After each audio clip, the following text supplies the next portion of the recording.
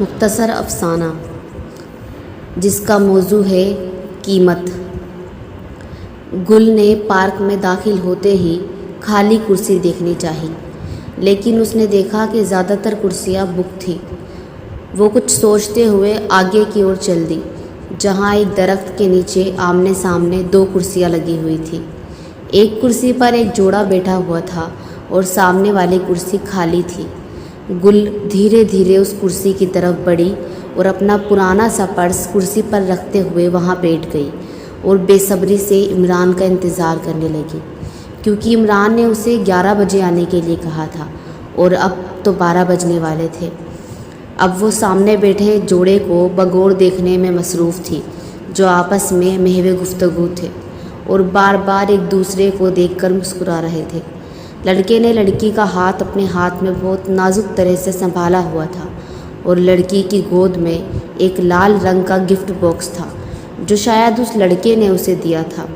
نہ جانے ان دونوں کے پاس اتنی باتیں کہاں سے آ گئی۔ گل نے یہ سوچتے ہوئے اپنا ہاتھ دیکھا، جو سردی کی وجہ سے روکھا پڑ گیا تھا، اور اسے یاد آیا کہ آج وہ کولڈ کریم لگانا بھول گئی تھی۔ تو اس نے ایک ہاتھ سے دوسرے ہاتھ کو رگڑنا شروع کیا کہ شاید یہ روکھا پن ختم ہو جائے۔ 5 منٹ تک ایسا کرنے پر وہ روکھا پن کافی کم بھی ہو گیا تھا۔ کرسی پر پیر کو لٹکائے ہوئے گل کے پیر دکھنے لگے تھے۔ شاید اس کی وجہ یہ تھی کہ وہ آج کالج سے پیدل ہی آئی تھی، اور کالج سے پارک تک کی دوری بھی اس نے پیدل ہی طے کی تھی۔ اس نے سوچا کہ مجھے اپنی سینڈل اتار دینی چاہیے اور تھوڑی دیر آرام سے بیٹھ جانا چاہیے۔ جیسے ہی اس نے اپنی ایک سینڈل اتاری، اسے سینڈل کے اندر لگے ہوئے بڑے بڑے ٹانکے جو کالے رنگ کے دھاگے سے تھے نظر آئے۔ اس نے فوراً ہی اپنی سینڈل واپس پہن لی۔ وہ سینڈل کے ان زخموں کو اپنے دل کے زخموں کی طرح چھپا لینا چاہتی تھی۔ یکایک اسے یاد آیا کہ آج 11 بجے میرا ہسٹری کا ٹیسٹ تھا، تو اس نے اپنی نوٹ بک بیگ سے نکالی اور اسے پڑھنے کی کوشش کرنے لگی، لیکن اس کا دل پڑھائی میں نہیں لگ پا رہا تھا۔ نہ چاہتے ہوئے بھی اس کا خیال ان چیزوں کی طرف بار بار جا رہا تھا جو اس کے پاس ہو کر بھی نہیں تھی، جیسے اس کا بیگ، جو اس نے 1 سال 5 مہینے پہلے ہی 350 روپے کا خریدا تھا، اور یہ سوچا تھا کہ میں کالج جاؤں گی تو اسے لے کر جاؤں گی، اور ایسا ہوا بھی۔ روز روز کام میں آنے کی وجہ سے یہ بیگ گھسنے لگا تھا، اس کے ہینڈل سے چمڑے کی پرتیں ہٹنے لگی تھی، اور اس کی ایک چین تو اس نے کل ہی ٹھیک کروائی تھی، جس کی وجہ سے وہ اب اور بدرنگا لگنے لگا تھا۔ اب وہ نیا بیگ لانا چاہتی تھی، لیکن مالی حالات ایسے نہیں تھے کہ وہ ہر سال اپنا پرس بدل سکتی۔ اس کے بعد اس کی نظر اپنے کی پیڈ موبائل پر گئی، جو اب بوڑھا ہونے لگا تھا۔ اس موبائل پر گل اتنی ٹائپنگ کیا کرتی ہے کہ اب اس کے بٹن سے نمبر اور الفابیٹ مٹ چکے تھے، اور اوپر کی طرف بیچ والا بڑا بٹن جو اوکے کا تھا، وہ تو لگ بھگ خراب ہو چکا ہے۔ گل کو ٹچ والے بڑے فون بہت پسند تھے۔ ایسا ہی ایک فون اس کی سہیلی شیلا کے پاس تھا، جس میں بہت سے گیمز تھے اور بہت ہی سندر تصویریں آتی تھیں۔ گل اکثر شیلا کے فون کو دیکھتی تو سوچتی کہ کاش میرے پاس بھی اس طرح کا ایک فون ہوتا اور میں بھی اسے ہاتھ میں لیے اتراتی پھروں۔ کئی بار وہ شیلا کے فون کو چھونے کی کوشش کرتی، حالانکہ اس کے ہاتھ میں وہ فون آ بھی جاتا، لیکن تب جب شیلا کو اپنی تصویریں گل سے کھنچوانی ہوتی۔ یہ فون شیلا کو اس کے BF وشال نے دیا تھا۔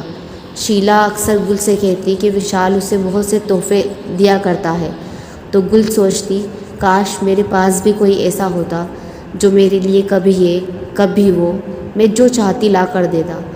گل کرسی پر بیٹھی ہوئی یہ سب باتیں سوچ ہی رہی تھی کہ اس کے پاس ایک بچہ آ کر کھڑا ہو گیا، جو گل سے 10 روپے مانگنے لگا۔ تبھی اسے یاد آیا کہ میرے پاس کل 10 روپے ہی ہے۔ وہ اکثر 10 روپے ہی لایا کرتی، وہ بھی صرف کرائے کے لیے، کیونکہ وہ بس سے آیا جایا کرتی تھی، اور اس کا گھر بھی کالج سے کوئی اتنا دور نہیں تھا، تو 5 روپے آنے میں لگتے اور 5 روپے جانے میں۔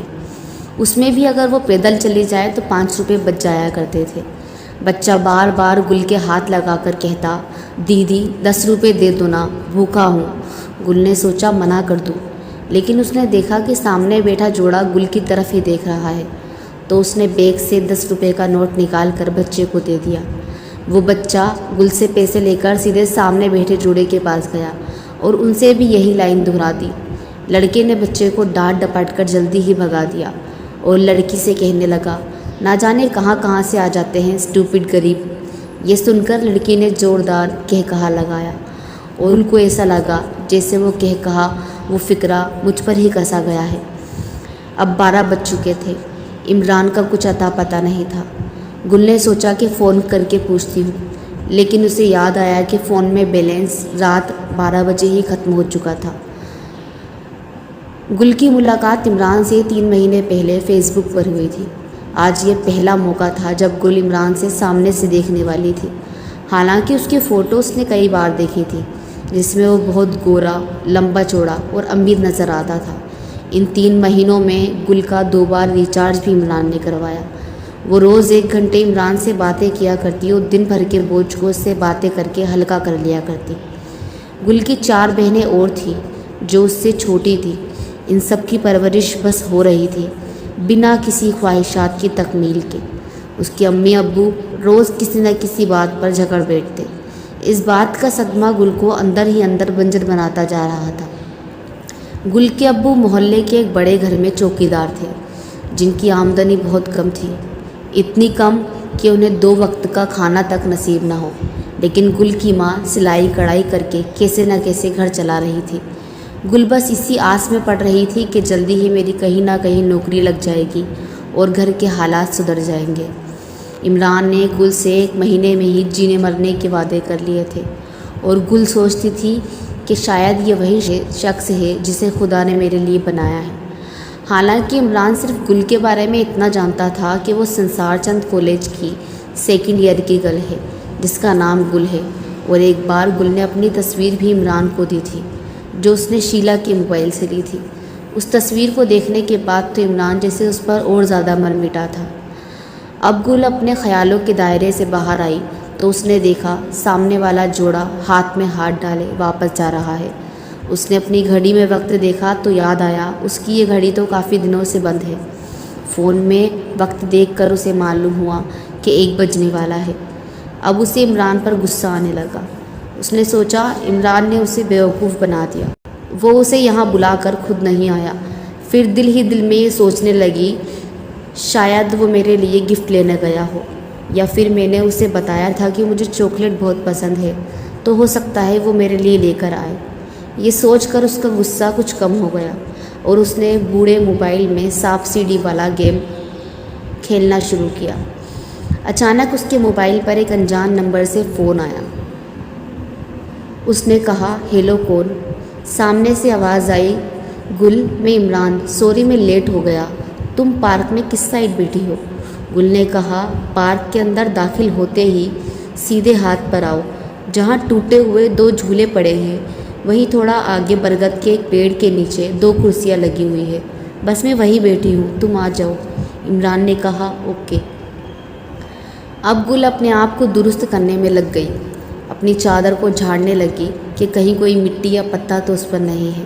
اتنے میں ہی سامنے سے اسے ایک لڑکا نظر آیا جو اس کی طرف ہاتھ ہلا کر ہائی کر رہا تھا۔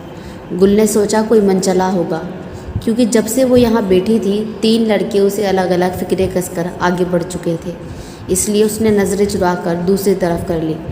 دوسرے ہی پل اس نے دیکھا کہ وہ لڑکا اسی طرف بڑھ رہا ہے جس کے ہاتھ میں ایک بڑا سا موبائل ہے جس پر آدھا کٹا ہوا سیب بنا ہے۔ اسے یاد آیا کہ عمران کے پاس بھی ایپل والا ہی فون ہے۔ اب وہ لڑکا گل کے پاس آیا اور بولا گل کیا تم نے مجھے پہچانا نہیں؟ میں تمہارا عمران۔ یہ سن کر گل کے ہوش اڑ گئے، کیونکہ عمران اسے اب تک جو فوٹو دیتا رہا تھا وہ بالکل ویسا نہیں تھا۔ گل کے ہونٹ جیسے چپک گئے ہو، وہ بس اس لڑکے کو غور سے دیکھے جا رہی تھی، کیونکہ فوٹو والا عمران اور اصلی عمران میں زمین و آسمان کا فرق تھا۔ یہ جو اس کے سامنے کھڑا تھا کافی کالا تھا، 3 دانت آگے کے سائڈ کے نکلے ہوئے تھے، ناک تھوڑی چپٹی اور پھیلی ہوئی تھی، اور اس کی آنکھیں چھوٹی ہونے کے باوجود گل کو گھورے جا رہی تھی۔ کچھ دیر اسے دیکھنے کے بعد گل نے بمشکل اتنا کہا لیکن تصویر میں تو تم۔ اتنا سنتے ہی عمران نے کہا پیاری گل، وہ میرے فرینڈ کی فوٹو تھی، سوری میں نے تم سے جھوٹ بولا۔ گل سوچ ہی رہی تھی کہ کوئی اتنا بڑا جھوٹ کیسے بول سکتا ہے۔ اتنے میں عمران نے ایک بڑی سی چاکلیٹ اس کی طرف بڑھائی۔ یہ وہی چاکلیٹ تھی جو گل روز کالج آتے وقت ایک دکان پر دیکھتی تھی اور سوچتی تھی کہ کاش میں یہ خرید پاتی۔ عمران نے کہا، یہ تمہارے لیے گل۔ گل نے چاکلیٹ لیتے ہوئے پھیکی سی مسکراہٹ اپنے ہونٹوں پر لائی اور کہا، تھینکس۔ گل سوچنے لگی، انسان کی صورت سے تو کچھ نہیں ہوتا، سیرت سے ہوتا ہے، پھر میں کیوں اتنی پریشان ہو رہی ہوں؟ پھر عمران نے گل کو اپنا فون دکھاتے ہوئے کہا، دیکھو گل، یہ میرا آئی فون ہے۔ گل نے اسے ہاتھ میں لیتے ہوئے دیکھنا شروع کیا۔